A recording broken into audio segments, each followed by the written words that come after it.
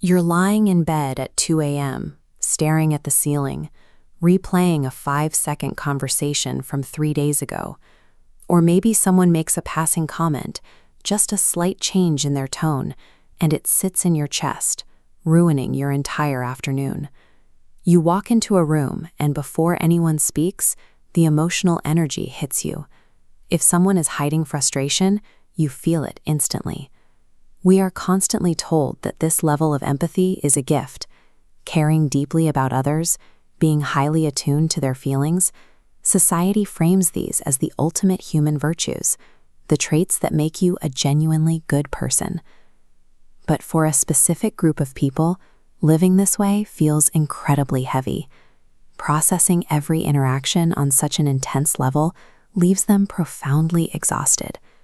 If caring is universally praised as a beautiful thing, we need to look at why it leaves so many deeply feeling people physically and emotionally bankrupt.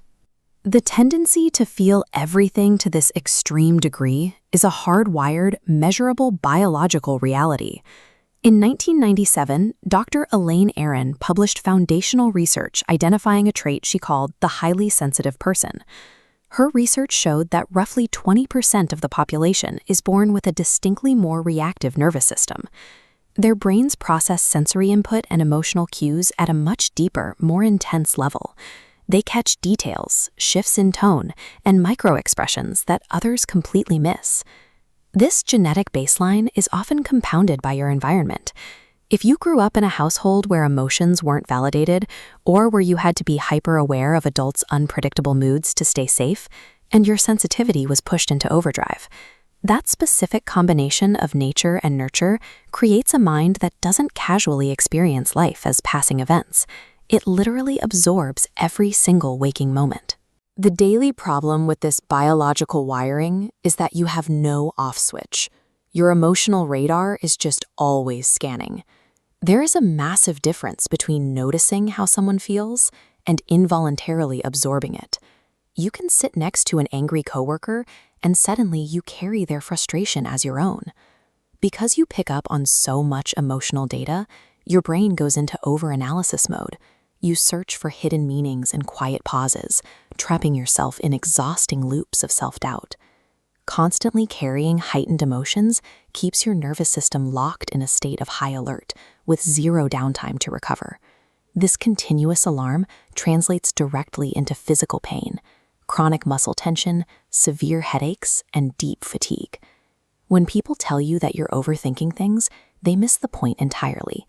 Your physical body is buckling under the reaction to the emotional weight of everyone around you. This brings us to the ultimate consequence of unregulated sensitivity, the empathy paradox.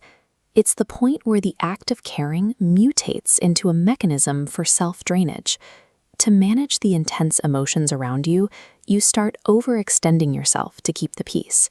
You say yes when your body is screaming no, and you push your own desires so far into the background that you forget what you actually need. And here is the most painful irony of feeling things so deeply. Your empathy is so expansive that you end up making excuses and even feeling sorry for the very people who actively hurt you. You show up for people who wouldn't do the same for you. Because the truth is, caring deeply about someone does not guarantee they will care about you in the same way. It sets the stage for one-sided relationships and a slow, quiet resentment. If you try to take on the emotional burdens of people around you to save them, you will only end up drowning alongside them. True emotional survival requires a harsh acceptance. Other people's happiness is not your responsibility. Empathy without boundaries stops being an act of care and becomes an act of self-destruction.